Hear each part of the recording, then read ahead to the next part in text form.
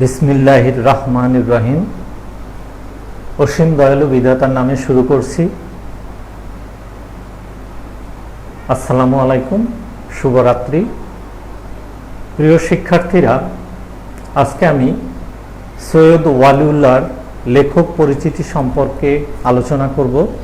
এ বিষয়টি উচ্চ মাধ্যমিকের জন্য প্রযোজ্য এবং যারা সম্মান শ্রেণীতে সৈয়দ ওয়ালিউল্লাহকে নিয়ে অধ্যয়ন করছেন তাদের ক্ষেত্রেও প্রযোজ্য। লেখক পরিচিতির বিষয়টাকে আমরা বিভিন্ন অংশে বিভক্ত করে শিখতে পারি, তাহলে আমাদের মনে রাখার জন্য অত্যন্ত সহজ হয়ে যায়। তো আমি লেখক পরিচিতির অংশটাকে বিভিন্ন অংশ বিভক্ত করে আলোচনা করব। প্রথমে আমরা সৈয়দ ওয়ালিউল্লাহর একটি সাধারণ পরিচয় জেনে নেই। সৈয়দ ওয়ালিউল্লাহ হচ্ছেন আধুনিক বাংলা সাহিত্যের এক স্তম্ভ প্রতিম কথা শিল্পী। কল্লোল যুগের ধারাবাহিকতায় তার আবির্ভাব হলেও তিনি ইউরোপীয় আধুনিকতায় পরিশ্রুত নতুন সাহিত্য বলয়ের শিলান্যাস করেন। জগদীশ গুপ্ত, মানিক বন্দ্যোপাধ্যায় প্রমুখের উত্তরসূরি এই কথা সাহিত্যিক অগ্রজদের কাছ থেকে পাঠ গ্রহণ করলেও বিষয়, কাঠামো ও ভাষাভঙ্গিতে এক নতুন ঘরানার জন্ম দিয়েছেন। তো এখন আমরা সৈয়দ ওয়ালিউল্লাহর লেখক পরিচিতির প্রথম যে অংশে আমি বিভক্ত করেছি, প্রথম অনুচ্ছেদে, সেটা হচ্ছে যে আমি তার জন্ম ও পরিবার সম্পর্কে আলোচনা করব। তার জন্ম হচ্ছে চট্টগ্রাম শহরের ১৬ শহর এলাকায় ১৯২২ খ্রিস্টাব্দের ১৫ আগস্ট। তার পিতা সৈয়দ আহমদুল্লাহ ছিলেন একজন সরকারি কর্মকর্তা। মা নাসিমারা খাতুন ও সমতুল্য উচ্চশিক্ষিত ও রুচিশীল পরিবার থেকে এসেছিলেন। সম্ভবত অধিক বনেদি বংশের নারী ছিলেন তিনি। ওয়ালিউল্লাহর ৮ বছর বয়সের সময় তার মাতৃ বিয়োগ ঘটে। ২ বছর পর তার বাবা দ্বিতীয়বার বিয়ে করেন টাঙ্গাইলের করটিয়ায়। বিমাতা এবং বই মাত্রেও ২ ভাই ও ৩ বোনের সঙ্গে ওয়ালিউল্লাহর সম্পর্ক কখনোই অবনতি হননি। ২৩ বছর বয়সকালে তার বাবা কলকাতায় চিকিৎসা করতে গিয়ে মারা যান। তার পিতৃ মাতৃবংশ অনেক শিক্ষিত ছিলেন। বাবা MA পাশ করে সরাসরি ডেপুটি ম্যাজিস্ট্রেট চাকরিতে ঢুকে যান। মাতামহ ছিলেন কলকাতার সেন্ট জেভিয়ার্স থেকে পাশ করা আইনের স্নাতক। বড় মামা MA BL পাশ করে কর্মজীবনে কীর্তি হয়ে খান বাহাদুর উপাধি পেয়েছিলেন এবং তার স্ত্রী ওয়ালিউল্লাহর বড় মামি ছিলেন নওয়াব আব্দুল লতিফ পরিবারের মেয়ে, উর্দু ভাষার লেখিকা ও রবীন্দ্রনাথের গল্প নাটকের উর্দু অনুবাদক। সুতরাং এই আলোচনা থেকে আমরা বুঝতে পারি যে ওয়ালিউল্লাহ অত্যন্ত সম্ভ্রান্ত পরিবারে জন্মগ্রহণ করেছিলেন এবং তার পিতৃ এবং মাতৃকুলে সবাই উচ্চশিক্ষিত ছিলেন এবং তার বাবা তখনকার সময়ে MA পাশ করেছিলেন এবং সরাসরি ডেপুটি ম্যাজিস্ট্রেট পদে চাকরি নিয়েছিলেন। তো সেই সুবাদে তো যে দ্বিতীয় যে অংশটা আমি বললাম যে আমি বিভিন্ন অংশে বিভক্ত করে আলোচনা করছি। প্রথমটা জন্ম, পরিবার, দ্বিতীয় অংশটি বা অনুচ্ছেদটি আমি শিক্ষা অনুচ্ছেদ হিসাবে উল্লেখ করছি। তো সেই বাবার চাকরির সুবাদে ওয়ালিউল্লাহ কিন্তু পূর্ববঙ্গের, মানে বর্তমান যেটা বাংলাদেশ, সেটার নাম ১৯৪৭-এর আগে ছিল পূর্ববঙ্গ, তিনি বিভিন্ন জায়গায় ঘুরেছেন। সুতরাং বিভিন্ন সংস্কৃতি এবং পরিবেশের সাথে বড় হয়ে উঠেছিলেন। ওয়ালিউল্লাহ শিক্ষা জীবন কেটেছে দেশের বিভিন্ন বিদ্যালয়ে। ১৯৩৯ সালে তিনি কুড়িগ্রাম উচ্চ বিদ্যালয় হতে ম্যাট্রিক মানে SSC, সেকেন্ডারি স্কুল সার্টিফিকেট যেটাকে এখন বলা হয়, এবং ১৯৪১ সালে ঢাকা কলেজ থেকে ইন্টারমিডিয়েট পাশ করেন। ইন্টারমিডিয়েট যেটা এখন হচ্ছে HSC, হায়ার সেকেন্ডারি সার্টিফিকেট,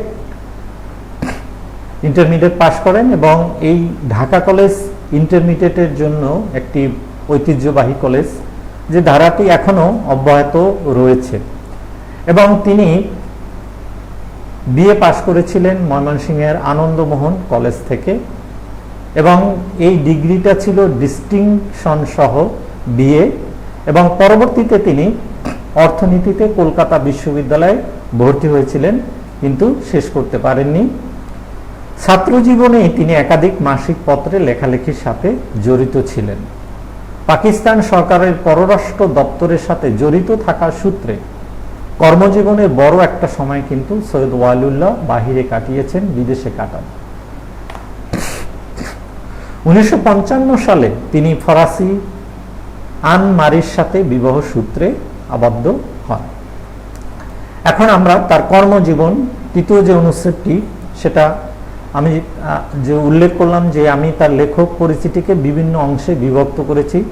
তোমরাও যখন পড়বে ইন্টারমিডিয়েট বইয়ে, যারা ইন্টারমিডিয়েট থেকে পড়ছো মানে উচ্চ মাধ্যমিক, সেখানে বইয়ের যে একটা অনুচ্ছেদে লেখা আছে, সেটা ইচ্ছে করলে তোমরা বিভিন্ন অংশ অংশ বিভক্ত করে তোমরা মনে রাখতে পারো। আর এখানে আমি একটু বিস্তারিত আলোচনা করছি, যেটা উচ্চ মাধ্যমিক এবং অনার্স দুটোর ক্ষেত্রেই প্রযোজ্য হতে পারে। ছাত্র অবস্থাতেই সৈয়দ ওয়ালিউল্লাহ কর্মজীবনে প্রবেশ করেন, বাধ্য হয়ে নয়, স্বইচ্ছা। তার জ্যেষ্ঠ ভ্রাতা সৈয়দ নসরুল্লাহ এমএ বিএ পাশ করেছিলেন। তার পক্ষেও খুব স্বাভাবিক ছিল এমএ পড়াটা, কিন্তু হয়নি। 1945 সালে তিনি ইংরেজি দৈনিক দ্য স্টেটম্যান পত্রিকায় চাকরি নেন। এবছর তার পিতা ও প্রত হন তার 3 মাস আগে, অর্থাৎ মার্চ মাসে। তার প্রথম গ্রন্থ নয়নচড়া গল্প গ্রন্থ বের হয়। নিয়মিত লেখালেখি শুরু করেছিলেন, কিন্তু তিনি 1941-42 সাল নাগাদ। এমন মনে করা সঙ্গত কারণ যে তিনি ভবিষ্যতে লেখক বৃত্তি বেছে নিতে চেয়েছিলেন। 1947 সালে দেশ বিভাগের পরে তিনি স্টেটমেন্টের চাকরি ছেড়ে দিয়ে ঢাকায় চলে আসেন। এখানে 1947 মানে 47 সাল দেশ বিভাগ বলতে তখন বাংলাদেশ পাকিস্তানের সাথে সংযুক্ত হয়ে যায়, এবং বাংলাদেশ তখন পূর্ব পাকিস্তান নামে নাম ধারণ করে, পূর্ববঙ্গ। তো আমাদের যারা মানবিকে পড়ছে বা সবার ক্ষেত্রে উচ্চ মাধ্যমিক এবং সম্মান শ্রেণীর ক্ষেত্রে আমাদের কিছু সাল আছে, যে সালগুলোকে আমাদের যে সাহিত্যের সাথে সম্পৃক্ত যে বিষয়গুলো আমাদের একটু ভালো করে মনে রাখা উচিত। সেটা হচ্ছে যে 1947-এর দেশ বিভাগ এবং 1947-এর আগের বিষয়টা, এবং 1971 সালের আগে আমাদের বাংলাদেশের নাম ছিল পূর্ববঙ্গ, এবং 1947 সালের পরে এদেশের নাম হচ্ছে পূর্ব পাকিস্তান, যেটা এবং পশ্চিম পাকিস্তান, যেটা এখন পাকিস্তান নামে, এ দুটো মিলে পাকিস্তান রাষ্ট্র। এবং 1971 সালের পরে বাংলাদেশ নামকরণ করে। তো 47 সালে যখন পাকিস্তান রাষ্ট্র তৈরি হলো, তখন তিনি ঢাকায় চলে আসেন এবং ঢাকা বেতার কেন্দ্রের সহকারী বার্তা সম্পাদক হিসাবে যোগদান করেন। এরপরে এবং তখন তিনি কি বলে দ্য স্টেটম্যান যে পত্রিকাটি ছিল, সেটার চাকরি ছেড়ে দিয়েছিলেন। এবং এ সময় কাজের ভার কম ছিল। লালসালু উপন্যাস লেখায় হাত দিলেন নিমতলির বাসায়। পরের বছর এই উপন্যাস গ্রন্থাগারে প্রকাশ করে কমরেড পাবলিশার্স, ঢাকা থেকে বের হয়। করাচি কেন্দ্রের বার্তা সম্পাদক হয়ে আবার তিনি 1948 সালে করাচি মানে পাকিস্তানে চলে যান। সেখান থেকে নয়াদিল্লিতে মানে যেটা ভারতে পাকিস্তান দূতাবাসে 3য় সেক্রেটারি পদমর্যাদায় প্রেস আতাশে হয়ে যান 1951-তে। অতঃপর একই পদে অস্ট্রেলিয়ার সিডনিতে বদলে 1952-এর শেষের দিকে। এরপর আবার 1954 সালে ঢাকায় ফিরে এলেন তথ্য অফিসার হিসাবে ঢাকাস্থ আঞ্চলিক তথ্য অফিসে। 1955 সালে পুনরায় বদলি হন করাচির তথ্য মন্ত্রণালয়ে। এরপর ইন্দোনেশিয়ার জাকার্তায় দক্ষিণ পূর্ব এশিয়ার তথ্য পরিচালকের পদাভিষিক্ত হয়ে 1956 সালের জানুয়ারিতে 1.5 বছর পর পদটি বিলুপ্ত হয়ে গেলে জাকার্তায় পাকিস্তানি দূতাবাসে দ্বিতীয় সেক্রেটারি পদমর্যাদায় প্রেস আতাশে হয়ে গেলেন 1958 ডিসেম্বর অবধি। অর্থাৎ তিনি ছাত্রজীবন এবং কর্মজীবন থেকে তার চাকরির সুবাদে এবং তার বাবার চাকরির সুবাদে বিভিন্ন অঞ্চল ঘুরেছেন। বাংলাদেশের বিভিন্ন অঞ্চল যেমন তেমনি ঘুরেছেন, তেমনি তিনি পৃথিবীর বিভিন্ন দেশও ঘুরেছেন। তো আমি যেটা আলোচনা করেছিলাম, যেটা যে জাকার্তায় পাকিস্তানি দূতাবাসের দ্বিতীয় সেক্রেটারি পদমর্যাদায় প্রেস আতাশে হয়ে গেলেন 1948 ডিসেম্বর অবধি। এরপর ক্রমান্বয়ে করাচি, লন্ডন, বোন বিভিন্ন পদে ও বিভিন্ন মেয়াদে 1961 সালের এপ্রিলে ফার্স্ট সেক্রেটারি পদমর্যাদায় প্রেস আতাশে হিসেবে যোগ দিলেন পারির দূতাবাসে, মানে ফ্রান্স। এক নাগারে 6 বছর ছিলেন তিনি এ শহরে। এর মধ্যে প্রকাশিত হয়েছিল লাল সালুর ফরাসি অনুবাদ,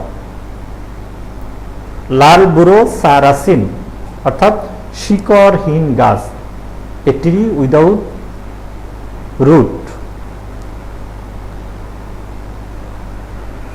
দূতাবাসে চাকরি ছেড়ে চুক্তিভিত্তিক প্রোগ্রাম স্পেশালিস্ট পদে যোগদান ইউনেস্কোতে 1967 সালের 8 আগস্ট। চাকরি স্থল ছিল প্যারিস শহরেই ইউনেস্কোর সদর দপ্তরে। 1970 সালের 31 ডিসেম্বর ইউনেস্কোতে তার চাকরির মেয়াদ শেষ হয়ে গিয়েছিল। অবসর গ্রহণের নিয়ম হিসাবে পাকিস্তান সরকার ইসলামাবাদে বদলি করে, কিন্তু তিনি প্যারিসেই থেকে গিয়েছিলেন। কারণ তখনই কিন্তু আমাদের দেশের রাজনৈতিক অবস্থার পরিপ্রেক্ষিতে পাকিস্তানের সাথে আমাদের সম্পর্কের ফাটল ধরেছিল এবং সৈয়দ ওয়ালিউল্লাহ ইচ্ছে করেই তিনি ইসলামাবাদে যাননি এবং তখনই তিনি সেই চাকরি থেকে চাকরির অফারটা তিনি নেননি।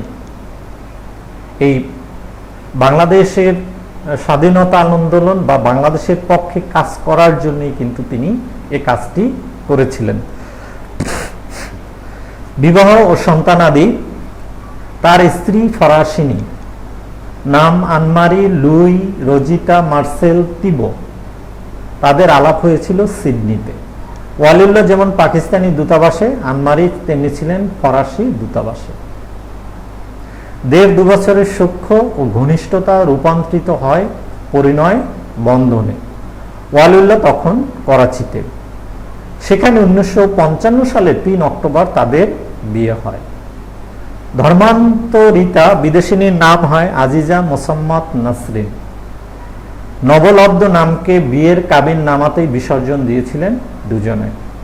তাদের 2 সন্তান, প্রথম কন্যা সিমিন ওয়ালিউল্লাহ এবং তারপরে পুত্র ইরাজ ওয়ালিউল্লাহ।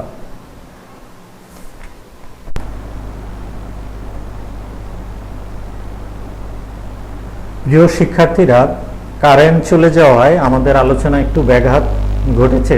আমরা আবার ফিরে আসলাম। এরপরে যে অংশটি আমি বিভক্ত করেছি সেটি হচ্ছে জীবনাবসান। অত্যন্ত অকালে প্রয়াত হন সৈয়দ ওয়ালিউল্লাহ মাত্র 49 বছর বয়সে। 1971 সালে 10 অক্টোবর ফ্রান্সের প্যারিসে তার মৃত্যু হয়। গভীর রাতে অধ্যয়নরত অবস্থায় মস্তিষ্কের রক্তক্ষরণের ফলে তার মৃত্যু হয়।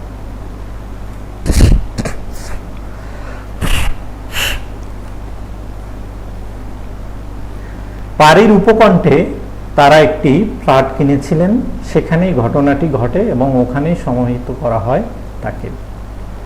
এরপরে যে অংশটি সেটা হচ্ছে মুক্তিযুদ্ধে অবদান।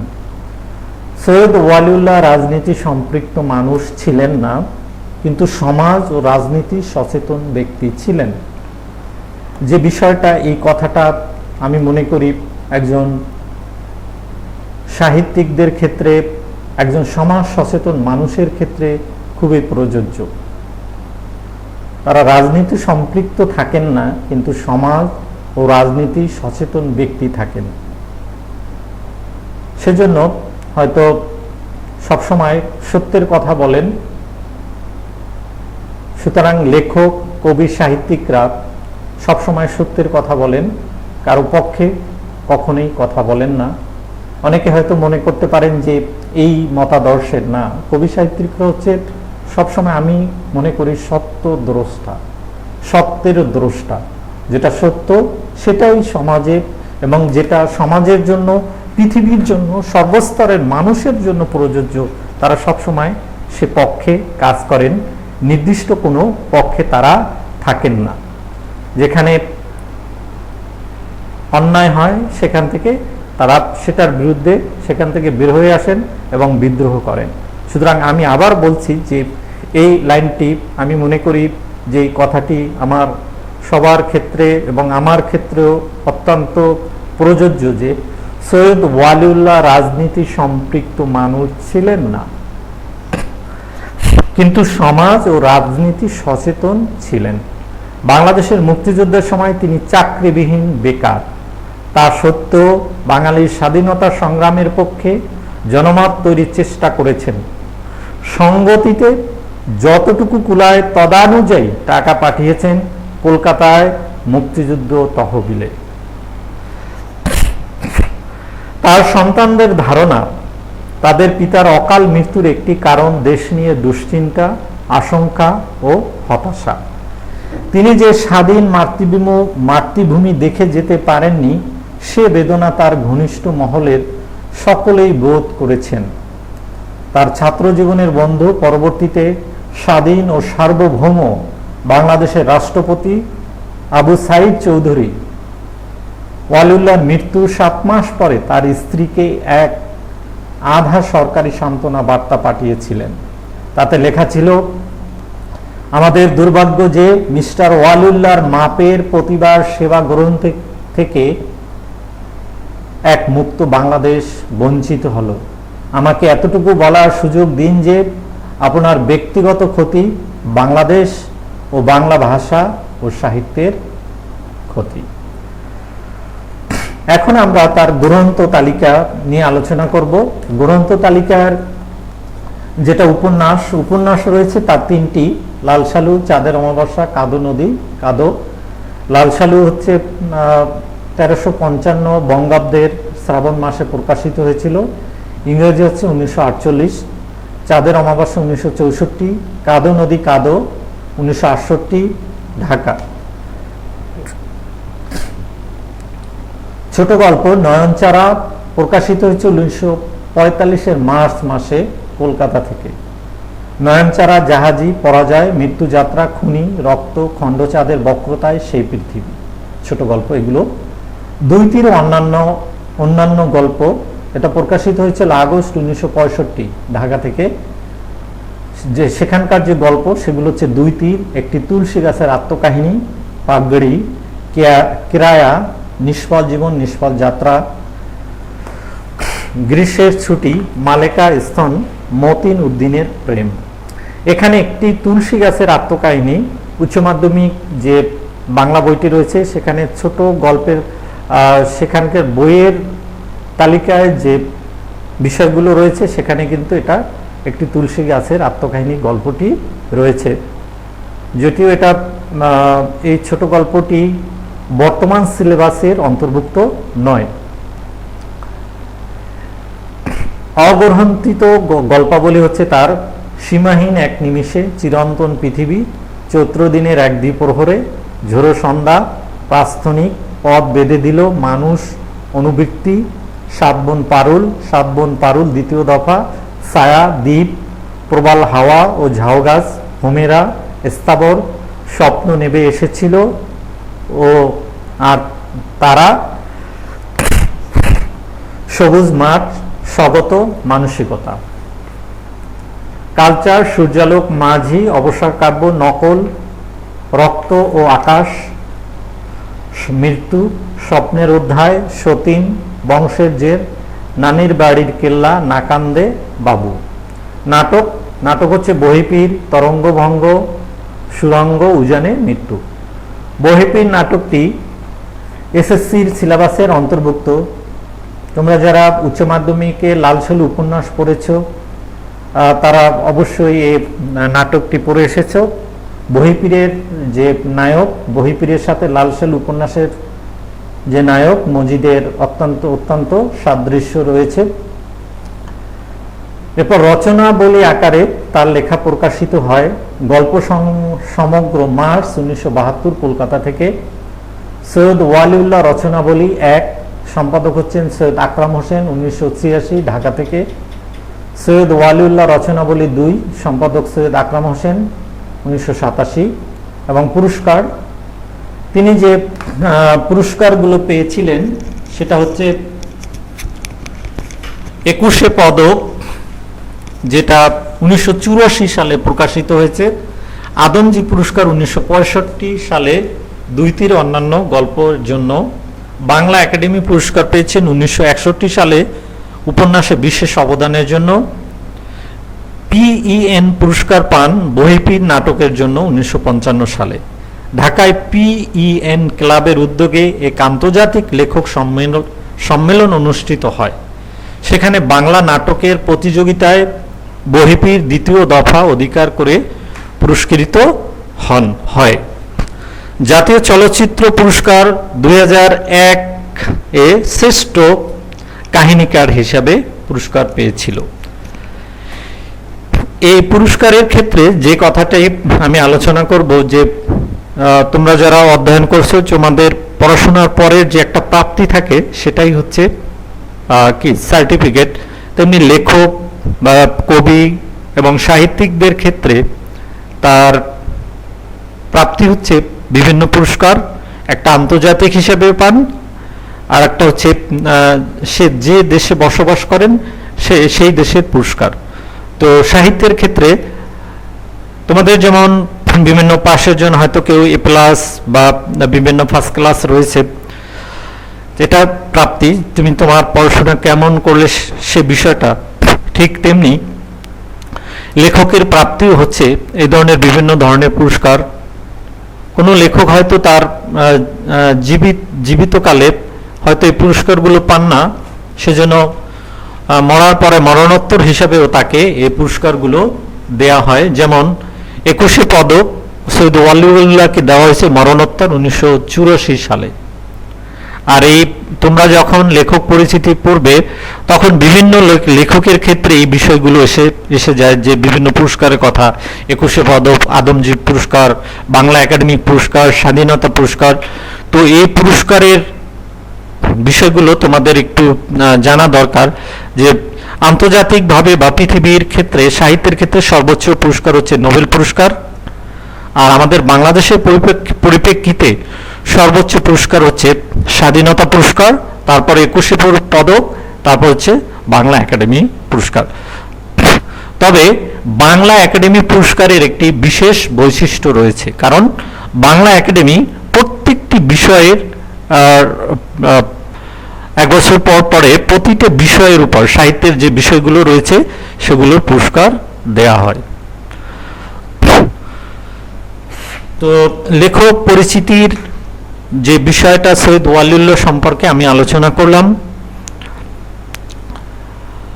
তো সৈয়দ ওয়ালিউল্লাহ এই যে লেখক পরিচিতির জানার পরে আমার মনে হয় যে যদি আমরা লেখকের কোনো ছবি বা তার ভিডিওটা দেখি তাহলে আমাদের মনে সেটা একটা গাঢ় রেখাপাত ঘটাবে। তাই তার কথা বিবেচনা করে আমি শেষের দিকে আমার কালেকশনে যে 2টো ছবি রয়েছে, সৈয়দ ওয়ালিউল্লাহর ছবি এবং তার স্ত্রীর সাথে যে ছবিটি, সেটি সংযোগ করলাম, তোমরা দেখবে। আর যদি পারো তোমরা কোথাও ঘেটে কোনো যদি ভিডিও দেখতে পারো সেটাও ভালো। আজকে এ পর্যন্তই। নতুন কোনো বিষয় নিয়ে আমি বা নতুন কোনো আলোচনা নিয়ে আবার হাজির হব। সবাইকে ধন্যবাদ। আল্লাহ হাফেজ।